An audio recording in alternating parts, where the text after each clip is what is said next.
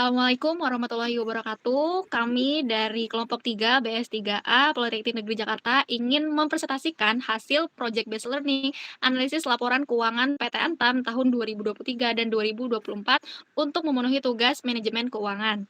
Di sini kami ada 3 anggota. Yang pertama ada saya, Tifa Fibri Aulia dengan NIM 2404411024 dan teman saya. Perkenalkan, nama saya Nailandini dengan NIM 240441132. Dan saya Irgi Ariansyah dengan NIM 240441118. Kita di sini akan bahas table of content-nya itu. Yang pertama ada profil perusahaan, analisis rasio, analisis common size, analisis leverage, analisis manajemen model kerja, dan kesimpulan. Yang pertama kami menganalisis profil perusahaan Antam. Jadi Antam ini anggota dari Mine ID atau Mining Industry Indonesia yang merupakan BUMN holding industri pertambangan. Jadi perusahaan Antam ini adalah perusahaan pertambangan yang integrasi secara vertikal dengan orientasi ekspor dengan wilayah operasi yang tersebar di seluruh Indonesia yang kaya akan sumber daya mineral. Kegiatan Antam mencakup eksplorasi, penambangan, pengelolaan, dan pemasaran berbagai komoditas seperti biji nikel, terus fluorine nikel, emas, perak, terus ada bauxite dan juga batu bara. Antam ini memiliki konsumen jangka panjang yang loyal di Eropa dan juga Asia. Dengan luasnya lahan konsesi dan besarnya jumlah cadangan mineral yang dimiliki, Antam membentuk beberapa usaha patungan dengan mitra internasional untuk mengoptimalkan cadangan mineral menjadi tambang yang menghasilkan keuntungan. Selanjutnya adalah analisis rasio. Analisis rasio laporan keuangan merupakan metode penting dalam evaluasi kinerja keuangan perusahaan. Melalui pendekatan ini, data keuangan yang disajikan dalam laporan keuangan seperti neraca dan laporan laba rugi dianalisis untuk menghasilkan rasio-rasio keuangan tertentu yang dapat menggambarkan kondisi dan kesehatan keuangan perusahaan. Rasio keuangan dikategorikan ke dalam beberapa kelompok tertentu, yaitu ada rasio likuiditas, kemudian ada rasio leverage, rasio aktivitas, dan rasio profitabilitas. Baik, selanjutnya adalah analisis laporan keuangannya. Yang pertama, kami menganalisis rasio likuiditas. Ada yang namanya current ratio dengan rumus current asset dibagi dengan current liabilities dikali dengan 100%. Pada tahun 2023 didapatkan hasil sebesar 2,34% dan pada tahun 2024 didapatkan hasil sebesar 1,84%. Selanjutnya ada asitas rasio dengan rumus current asset dikurang dengan inventory dibagi dengan current liabilities dikali dengan 100%. Pada tahun 2023 didapatkan hasil sebesar 1,94% dan pada tahun 2024 didapatkan hasil sebesar 1,22%. Dan yang terakhir adalah cash dengan rumus cash dibagi dengan current liabilities dikali dengan 100%. Pada tahun 2023 didapatkan hasil sebesar 1,7% dan pada tahun 2024 didapatkan hasil sebesar 0,49%. Selanjutnya ada rasio hutang. Yang pertama ada debt to equity ratio dengan rumus total debt dibagi total equity dikali dengan 100%. Pada tahun 2023 didapatkan hasil sebesar 37,50%. Dan pada tahun 2024 didapatkan hasil sebesar 38,27%. Selanjutnya ada debt to asset ratio dengan rumus total debt dibagi dengan total aset dikali dengan 100%. Pada tahun 2023 didapatkan hasil sebesar 27,27% dan pada tahun 2024 didapatkan hasil sebesar 27,67%. Dan yang terakhir ada time interest earned dengan rumus operating profit dibagi dengan interest expenses. Pada tahun 2023 didapatkan hasil sebesar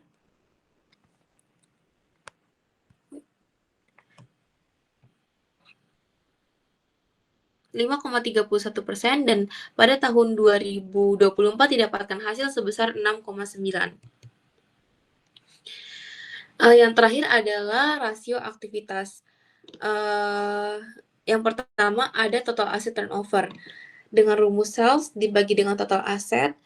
Pada tahun 2023 didapatkan hasil sebesar 0,96% dan pada tahun 2024 didapatkan hasil sebesar 1,55%.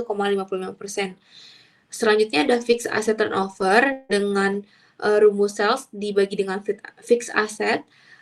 Pada tahun 2023 didapatkan hasil sebesar 2,62% dan pada tahun 2024 didapatkan hasil sebesar 8,24%. Dan yang terakhir ada inventory turnover dengan rumus COGS dibagi dengan inventory pada tahun 2023 didapatkan hasil sebesar 10 dan pada tahun 2024 didapatkan hasil sebesar 10,38. Untuk kesimpulannya, berdasarkan analisis keuangan PT Antam tahun 2023 sampai 2024, likuiditas perusahaan melemah, terlihat dari turunnya cash ratio dari 1,7 kali menjadi 0,49 kali, yang mencerminkan penurunan kas yang cukup besar. Namun dari sisi solvabilitas, kondisi masih aman karena debt to asset ratio hanya naik sedikit dari 27,27% menjadi 27,68%. Dan kemampuan membayar bunga justru meningkat, dengan TIE dari 5,31 kali menjadi 6,9 kali. Pada aspek aktivitas dan profitabilitas, kinerja perusahaan menguat dengan total asset turnover naik dari 0,96% menjadi 1,55% dan ROA meningkat dari 7,18% menjadi 8,65%. Meskipun net profit margin turun ke 5,57%, secara keseluruhan, Antam mengalami tekanan pada likuiditas tetapi tetap stabil secara struktural dan menunjukkan efisiensi operasional serta profitabilitas yang terus membaik sehingga prospek jangka menengahnya masih solid. Selanjutnya kita akan menganalisis analisis common size. Jadi analisis common size ini juga dikenal sebagai analisis vertikal. Jadi kayak metode di akuntansi di mana setiap item ataupun akun itu dalam laporan keuangan kayak neraca, laba rugi, terus liabilitas dan lain itu dihitung dan disajikan sebagai persentase dari total dasar tertentu. Misalnya total aset atau total penjualan yang bertujuan untuk mempermudah interpretasi kontribusi relatif setiap akun dan memfasilitasi perbandingan tren kinerja keuangan antar periode atau antar perusahaan. Nah, di sini kami sudah menghitung ya tentang analisis common size dari PT Antam Tambang Tbk ini. Jadi sini ada yang pertama aset lancar sama aset tidak lancar. Ini kita bisa lihat nominalnya ya tahun 2024 dan juga tahun 2023. Nah, total asetnya itu di tahun 2024 sebesar Rp44.622.645 dan tahun 2023 Rp53.851.329. Nah, terus kita beranjak ke liabilitas. Jadi liabilitas ada dua, jangka pendek sama jangka panjang. Jangka pendeknya ini tahun 2004 sama tahun 2023 kita bisa lihat nominalnya, dan total dari liabilitas di tahun 2024 adalah Rp12.323.139 dan tahun 2023-nya adalah Rp11.785.659. Nah, lalu kita ada ekuitas nih. Ekuitas tahun 2024-nya itu Rp31.199.506 dan tahun 2023-nya adalah Rp31.165.670. Jadi kita totalkan ya tadi yang total liabilitas ditambah ekuitas. Jadi tahun 2024 jumlahnya itu Rp42.645.645 dan tahun 2023 adalah Rp49.951.329. Nah, kita langsung beralih ke penjualan. Nah, penjualan ini di tahun 2023 itu mengalami penaikan ya sebesar Rp61.192.440. Sedangkan tahun 2023-nya ini lumayan menurun 20 juta, kisaran Rp41.047.693. Terus kita tambahin tuh beban pokok penjualan, terus laba kotornya, beban usaha dan laba usaha. Jadi di total semuanya laba bersihnya adalah tahun 2023 itu Rp3.853.218 dan di tahun 2023-nya adalah Rp3.077.064,8. Ini ada common size. Nah, jadi kesimpulan dari common size ini adalah secara struktural PT Antam ini tergolong sangat sehat gitu karena didominasi oleh ekuitasnya tadi ya dilihat ya di 72% pada tahun 2024 dibandingkan dengan liabilitas itu 28% aja. Meskipun ekuitas turun tipis cuma 1% aja dari tahun sebelumnya atau tahun 2024, namun terjadi pergeseran struktural yang perlu diawasi dalam komposisi utang, di mana posisi liabilitas jangka pendek terhadap total liabilitas meningkat tajam sebesar 5% dari 74% pada tahun 2023 menjadi 79% pada 2024. Sementara liabilitas jangka panjang turun dengan presentasi yang sama. Di sisi aset, proporsi aset lancar terhadap total aset meningkat 3%, jadi 40%, yang sedikit meningkat likuiditas struktural perusahaan. Tantangan utama bank terlihat pada laporan laba rugi, di mana persentase beban pokok atau beban pokok penjualan atau BPP terhadap penjualan melonjak sebanyak 6% gitu. Jadi menjadi 91% pada tahun 2024, yang berakibat langsung pada penurunan drastis margin laba kotor sebesar 6%, dari 15% menjadi 9%. Meskipun presentasi beban usaha terhadap penjualan itu menjadi lebih efisien ya, turun 4% ini, tetapi tekanan pada margin kotor ini mengganggu persentase laba bersih terhadap penjualan mengalami penurunan tipis dari 7% menjadi 6%. Oke, selanjutnya analisis leverage, di mana analisis ini digunakan untuk melihat seberapa besar pengaruh perubahan penjualan terhadap laba perusahaan. Dalam kegiatan operasionalnya, perusahaan memiliki biaya tetap seperti gaji karyawan, sewa gedung, dan depresiasi.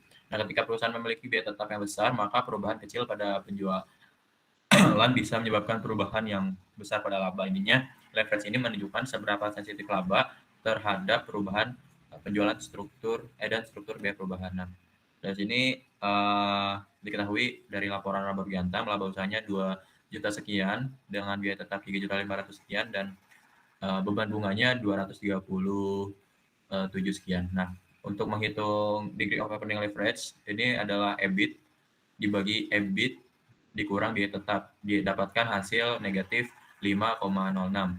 Untuk penghitungan degree of financial leverage atau DFL, ini perhitungannya sama tapi dikurang oleh beban bunga dan didapatkan hasil 1,09. Untuk degree of combined leverage atau DCL itu perumusan DOL dikali DFL, di mana hasil tadi dikalikan min 5,06 dikali 1,09 itu didapatkan hasil min 5,51. Nah, dari sini melihatkan bahwa DOL ini bernilai negatif yang terjadi karena biaya tetap Antam itu jauh lebih besar dibandingkan EBIT-nya. Nah, kondisi ini membuat laba perusahaan sangat mudah tertekan ketika penjualan menurun, sehingga resiko operasional menjadi tinggi. Sementara itu, DFL bernilai positif dan relatif kecil, menunjukkan bahwa beban bunga tidak menjadi masalah utama dan penggunaan utang masih berada pada tingkat aman. Jika digabungkan DCL juga negatif, sehingga dapat disimpulkan bahwa tantangan terbesar Antam pada tingginya biaya operasional bukan pada sisi pembiayaan ke depannya. Perusahaan perlu fokus pada efisiensi biaya tetap dan peningkatan volume penjualan agar sensitivitas laba terhadap perubahan penjualan bisa ditekan dan di kondisi leverage menjadi lebih stabil. Oke, selanjutnya ini adalah analisis break-even point, di mana analisis ini digunakan untuk mengetahui seberapa banyak sih penjualan yang harus dicapai perusahaan agar total pendapatan sama dengan total biaya, sehingga perusahaan berada di titik impas atau tidak ada untung dan tidak ada rugi.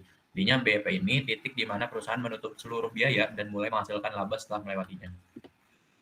Nah, yang pertama ini kita didapatkan data dari 2023 dan data 2024. Kita menghitung CM dan CMR-nya. Di 2023 untuk contribution margin-nya itu didapatkan 6 juta sekian, dan CMR-nya itu CM dibagi sales didapatkan hasilnya 15,38%. Nah, di 2024-nya itu didapatkan CM-nya itu 6 juta 4 sekian dan CMR-nya itu 9,39%.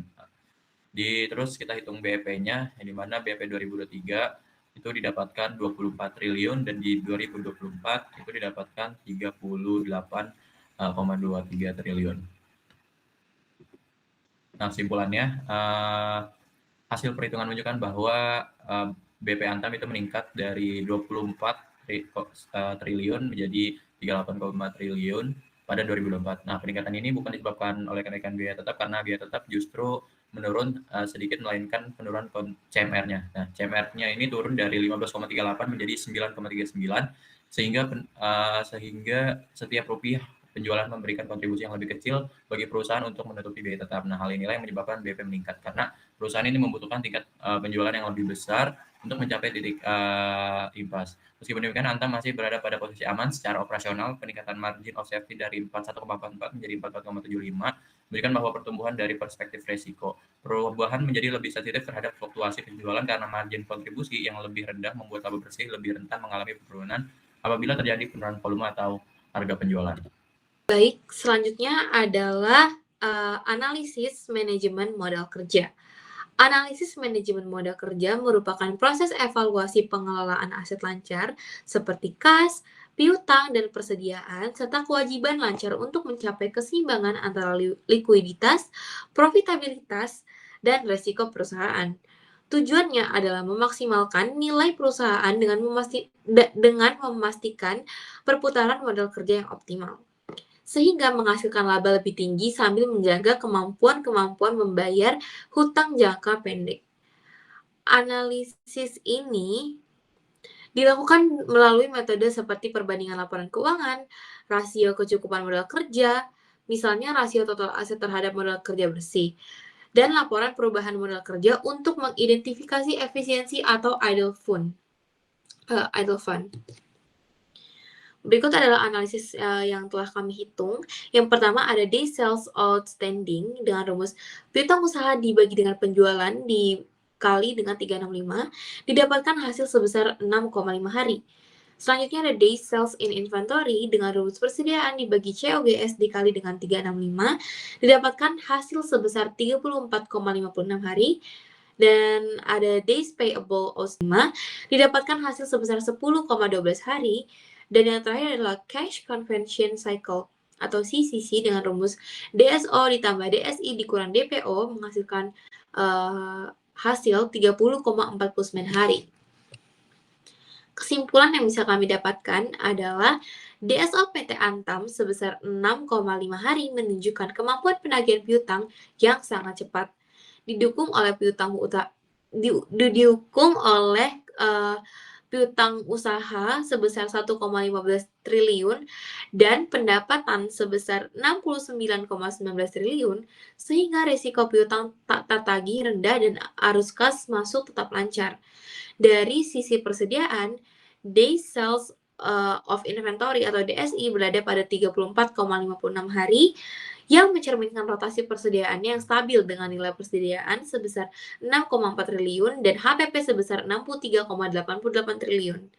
Menandakan produksi dan distribusi berjalan sesuai dengan kebutuhan pasar tanpa adanya overstocking.